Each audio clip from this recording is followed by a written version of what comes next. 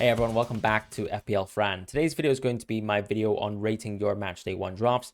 So a little bit different to the usual videos where I'm either showcasing my draft or just talking about basically the full selection of players if possible. If you're interested in that, of course, you know, my videos are up already when it comes to the best forwards, best midfielders, best defenders, which also includes the goalkeepers as well. Those are the preliminary versions of the cheat sheets for Euro Fantasy. If you're interested in sort of finding out what you can actually fill up the rest of your team with, if you're, let's say, missing certain players in certain positions, feel free to check those videos out. I will do a final updated cheat sheet closer towards the end of the Euros after we get more information from friendlies.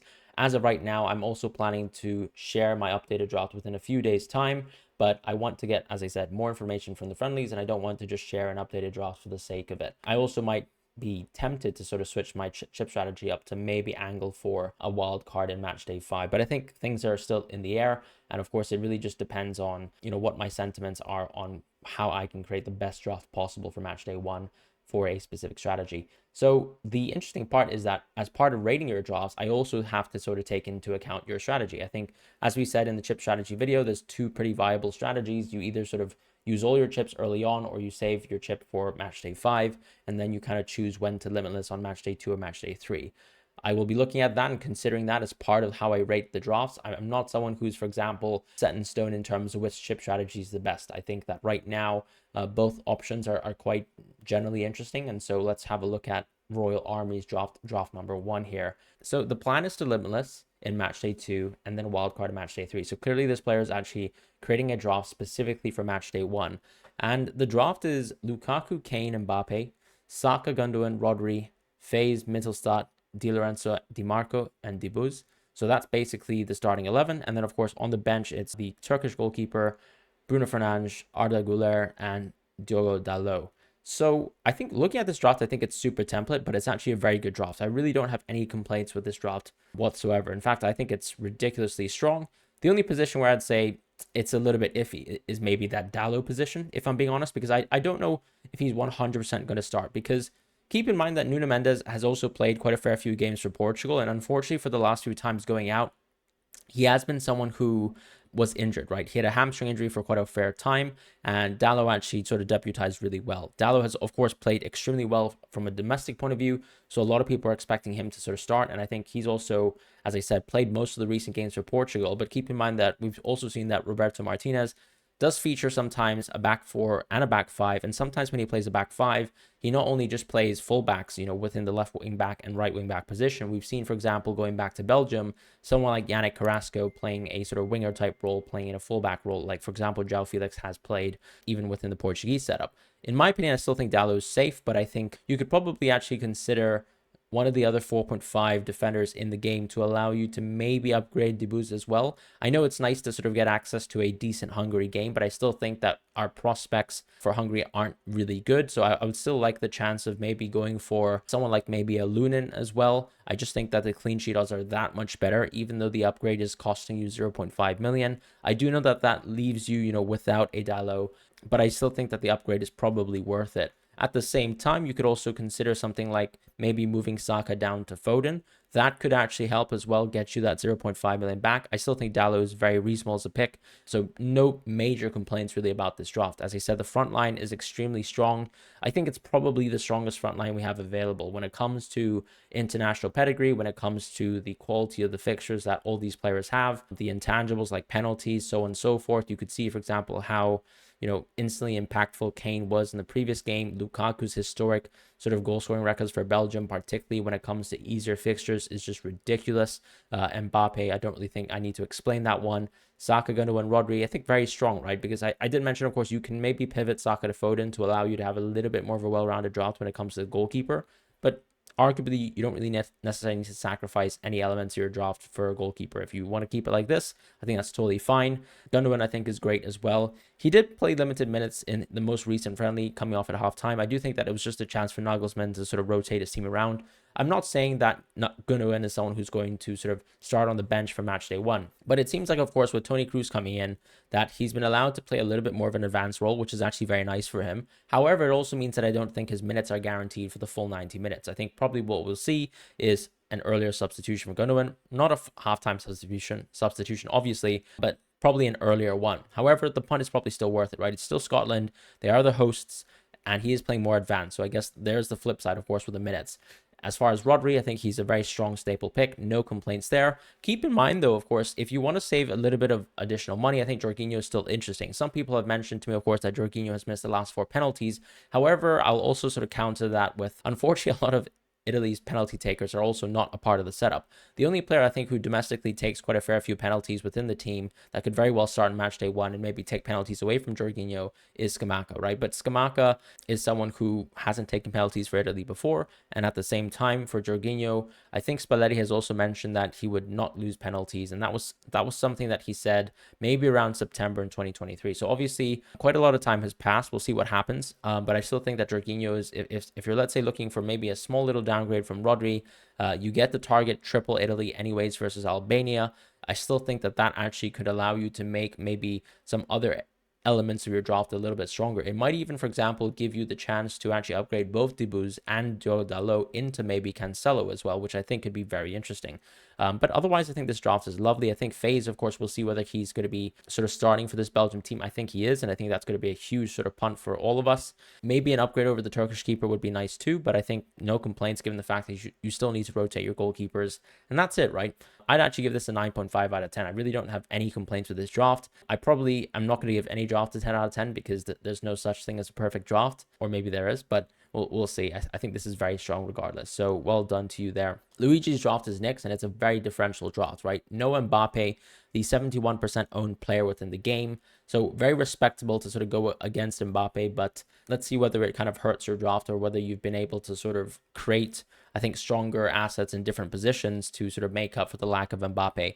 What you've gone for here is Kane, Griezmann, and Chiesa. Fair enough. Trossard, Wirtz, Fernandes, Rodri, and the backline of Trent, Alexander-Arnold, Mittelstadt, Frimpong, and Pickford. And then obviously on the bench, we've got Diogo Costa, Scott McTominay, Milos Kerkez, and Guardiola. So what's interesting about this draft, I think, is obviously you've chosen to not go for Lukaku, Cristiano Ronaldo within the forward positions. I've also sort of seen some of your discussions on Twitter. I think you mentioned that you actually think that Chiesa is nailed. I think that's absolutely the case. However, I still think that Scamacca and Chiesa could start at the same time. But of course, you might disagree with me anyway, so that's totally fine. I think Chiesa is a good punt considering that you're looking at, for example, targeting Italy's great fixture in match day 1.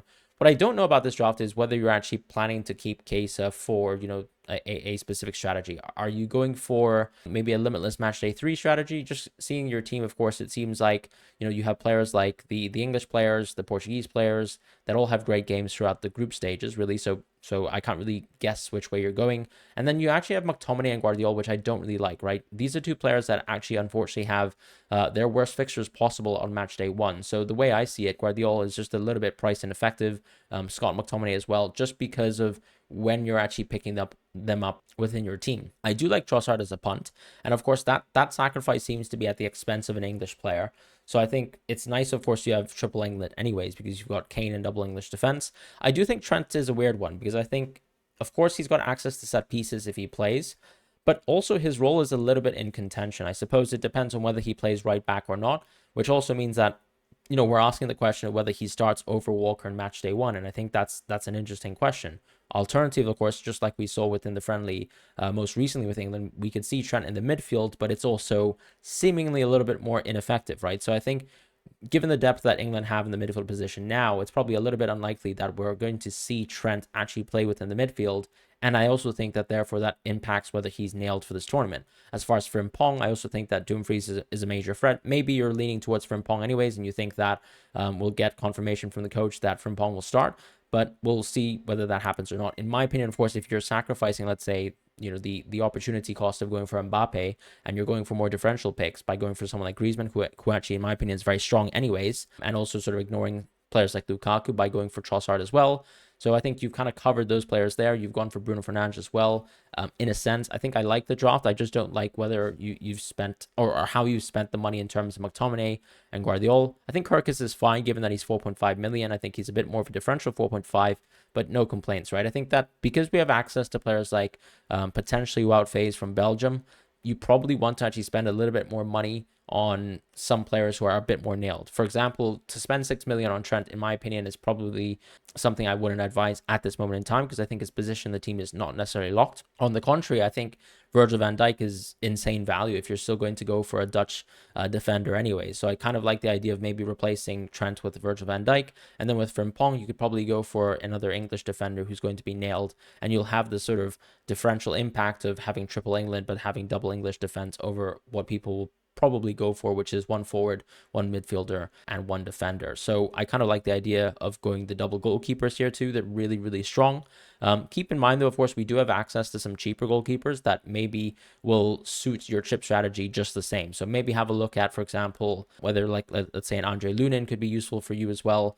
At the same time, as I said, going back to it, I still think if you can upgrade Scott McTominay, save some money from Guardiola, maybe go out phase, for example, consider Virgil van Dijk over Trent, maybe replace Frimpong with another English defender, I think your draft could be a little bit more improved. Right now, I think the draft is a little bit weak because I think there are a couple unnailed players within the team. I don't have any complaints about Wirtz. In my opinion, I think he's a fair punt. Obviously, a lot of people are going for Gundogan as well, who's a little bit cheaper and probably has access to penalties. But I can't really pass up on Wirtz because I think he's still a brilliant player. And I think no complaints there.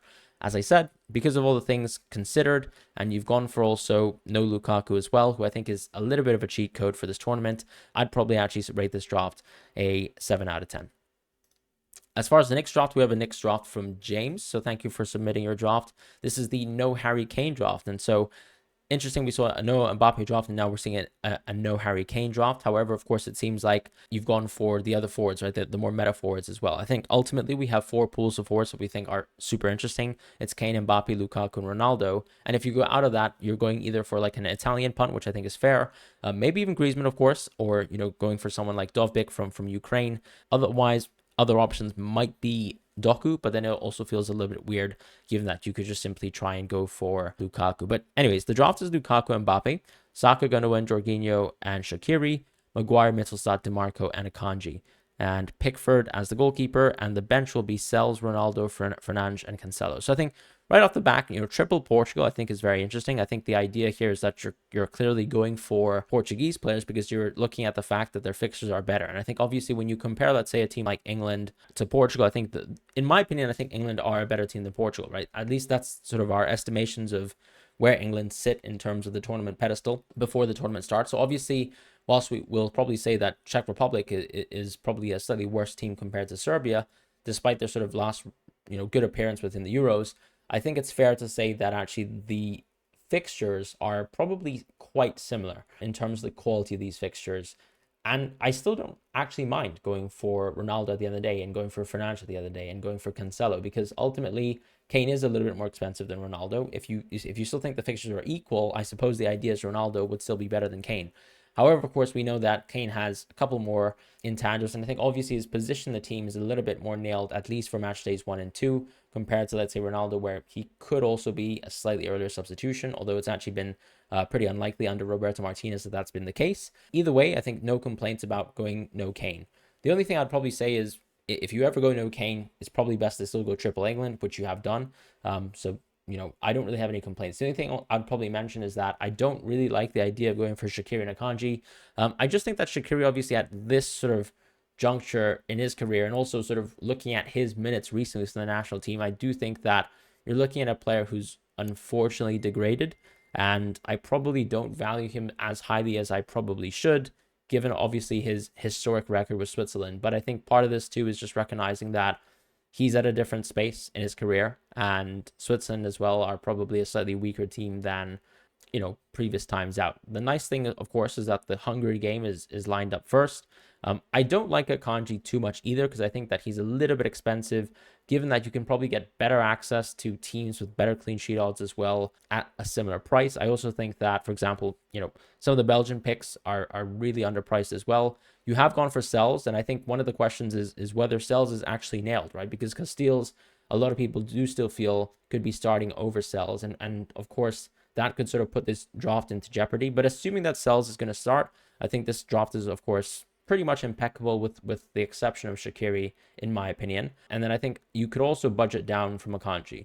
As far as Cancelo, I think going for Cancelo is totally fine and totally viable, because I think a lot of people do think that Dalot should start for Portugal, but I don't think that's guaranteed necessarily, right? We can see, for example, a back 4 or a back 5 for Belgium. Sorry, not Belgium, but actually Portugal. But of course, we've seen Roberto Martinez in Belgium actually feature as I said, different lineups at times. And of course, we've seen Portugal play a back four and a back five already, with wingers being used as fullbacks effectively within the system in a back five. So I do like the idea of going for Cancelo because I think he's definitely nailed. At 6 million, though, I think it's interesting to also consider Virgil van Dijk.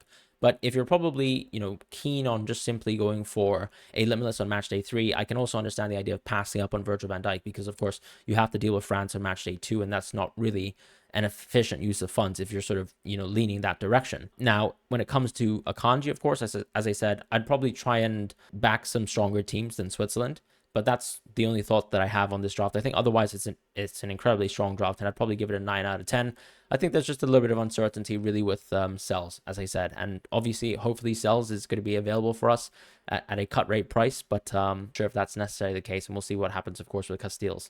Thank you for submitting your draft. Chewy FPL's draft is next. So this is a limitless match day 3 draft. So clearly, the whole idea of the picks here is that you're covering match day 1 and match day 2 together. And I think it makes sense that we're seeing so much Ukraine within this draft because we're seeing Zigankov and Konoply as well. These are, for example, first of all, one Ukrainian defender and obviously a sort of creative Ukrainian player as well from Girona, who had a great season as well, mind you. And then Kane Mbappe, the sort of trusted duo up top. In the midfield, we've got De Bruyne, Wirtz, Gundogan, and Szoboszlai. In the defense, we have Theo Hernandez, Mittelstadt, DeMarco. And then in goalkeeping, we have Strakosha and Pickford with Konoplia, Fernandes, and Wout. What I would say about this draft is I think it's definitely higher on Ukraine, and I think that's good for a reason, right? Because ultimately we know that Ukraine actually have really good fixtures when it comes to fitting around the limitless match day 3 strategy. So I do really like that. One thing that I think is a little bit off of the draft is I think going for Zigankov, in my opinion, is probably something I would ignore, given that Lukaku's at an absurd price. I think that if you can try and get Lukaku in this setup, or even go for Dovbyk, I think I'd prefer that. When you go for a winger, who in my opinion is creative, but also playing for a team that isn't ultimately that strong as an attacking unit, I think that's my concern, right? I think he's a little bit too expensive in terms of how you're going to expend the forward position within a certain draft. When you have options like Lukaku or other center forwards who you'll probably prefer the lack of additional points from, like, for example, goal scoring points or clean sheet points, I don't think I'd take a winger in this situation who's not necessarily that goal effective or assist effective. So I'd probably pass up on Zigankov, although I do like the idea of double Ukraine. I think, if anything, given that Ukraine were also able to pull out a clean sheet versus Germany, if you are, let's say, assured that someone like Andrei Lunin is going to be nailed for match day 1 and match day 2, of course, for Ukraine, I don't really mind the idea of doubling up on maybe Ukraine defense instead. Although, of course, I think, one of the prefacing points is that you've gone for Strakosha and you probably are a little bit tight on budget because you've decided to go really heavy on the midfield. I just think that when I consider, the price of Kevin De Bruyne, would I much rather have Lukaku over De Bruyne? To be honest, I actually would, right? Because I think Lukaku has a lot of intangibles like penalties, like just being consistently one of the better attacking forward options that Belgium have ever had. And from an international footballing sort of goal scoring perspective, Lukaku is honestly one of the unrivaled options. And I think that you can do better with let's say, upgrading what the cost of Zigankov is in the forward position with another midfielder as well in place of KDB. I know this obviously affects how template or how differential this draft is, but I think you also have some other picks within this draft that allow you to be differential, like, for example, the doubling up of the German midfield, like going for Szoboszlai as well. So in my opinion, I think this draft is already quite varied. I just think that there is a weakness, in my opinion, within the goalkeeping position, because I think, you're not really asking or expecting to get much from Strakosha there. I think you can upgrade there as well. So why not just go for Lunin and double up on Ukraine defense, given that you're sort of backing double Ukraine thematically within this draft anyways. And then on top of that, I think, as I said, I'd rather go for Lukaku, spend the funds in the midfield, and probably just have a extremely midfield dense draft. In the terms of the rest of the defenders, I really have no complaints, right? Theo Hernandez, I think, is always a valid punt, particularly since his brother's out. DeMarco is just a brilliant pick for match day 1. And of course, you can just expend a transfer to sort of get rid of the idea of you have to play DeMarco in match day 2 versus Spain. Bruno's incredible. Wout should start for Belgium, so I think I'm expecting that he's going to be a good pick. And Mittelstadt, as I've mentioned before, is just a super nailed pick. I don't really mind the idea of doubling up in the German midfield. Of course, you'll probably have free transfers to sort of alleviate that in match day 2 as well, if it doesn't seem like it's going well in terms of, you know, how Gundogan is playing or how Wirtz are playing. But I think for now, of course, they seem nailed, and we will get the German match day 1 lineup anyways before the deadline. So for the most part, I think this draft is really strong. I'll probably give it an 8.5. As I said, I just probably rejig, and I still really like Lukaku. Don't see a reason to pass up on him, and I'd probably rather play around with the midfield funds instead over De Bruyne. So quickly moving on to the final element of this draft, probably the worst draft possible here, submitted by my friend FPLMate. So a 0 out of 10, of course, because he's a rival content creator. No, I'm just kidding. So FPLMate has kindly suggested or provided us with a draft. The draft looks pretty good, to be honest. I think the only thing that isn't going to work out so well for this draft is that the goalkeepers play on the same day. So that's Lunin and Sells. So it's just one thing to keep in mind. I think it seems like FPLMate has gone for Tiat as well. So it seems like he's expecting that he can either play left back, center back, which is, I think, is fine. We'll see, of course, you know, what Belgium will line up with, because, of course, we did mention that De Kuipers has sort of been a part of the squad. That could, for example, push Tiat out of the squad, and we'll see what happens. Christiansen, I think, is interesting, right? Because you're assuming that, I guess, Ba won't start in the right back position, which I think is totally fine. But two sort of, I guess, punts here in terms of knowing, you know, what player will play within the Danish team and the Belgium team respectively, and even Sells, for example, who arguably could also be, you know, just a deputy to Castile. So those are the only elements of the draft that I don't really like. I think the rest of the draft is really strong, although I've also shown a little bit of distaste for Shaqiri. As I said, at this juncture of his career, I just think I'm not that high on him as a pick. But the rest of the draft is extremely solid, right? Template front line, which is a very good front line for a reason. Saka, Szoboszlai, can't really pass up on that. Rodri's great. No, Jorginho is an interesting one, but I think it also depends on whether you're going for, you know, a match day 1 and sort of use all your chip strategy for group stage and sort of target Italy fully, or of course, if you're just going for a little bit more of a hybrid strategy, which I also think sort of makes Rodri a little bit of an inferior option, because if we're being honest, if you get Rodri for Italy in match day 2, it's not exactly the best use of Rodri, I suppose. Maybe you'd prefer Rodri in match day 1 specific situations as well. But I think those are the elements of the draft that I don't like. I think I'd probably honestly give it a 8.5 out of 10 as well. I love Fran. I think he's a great pick. As I said, some of the sort of periphery options, I think I'd still reconsider whether they're nailed or not. But if they're all nailed, you know, Christensen's a great pick because Denmark have a great match day 1. Tiat has a great sort of group stage overall. Sells is just incredible. So maybe when it comes down to it, actually, if all these players are nailed, this is probably a 9.5 out of 10. If you could get rid of Shaqiri for someone that I like a little bit more, then maybe I'd give it a 10. But thank you guys so much for submitting all your drafts. I hope this has sort of helped with some of your decision making. As I said, if you guys are, you know, stuck on certain positions, you might have different draft structures, you might have different chip strategies compared to the rest of the field. That's totally fine. Use the cheat sheet videos that I've created, and you can definitely find some drafts and some picks and some assets as well that can actually fit, you know, your purpose and your sort of strategy and planning for the Euro Fantasy in 2024. As I said, there are two main sort of chip strategies. Some people are going for the sort of, you know, all-in, high ceiling, target the group stage completely strategy. But some people are also recognizing that, of course, teams like England, Germany, Portugal are super dominant. Belgium as well have really good group stages. So maybe you can actually just save the wild card and call it, you know, a rainy day on Limitless Match Day 3 instead. And that's it for the video. Thank you guys so much for watching. I'll see you guys soon. Take care and goodbye.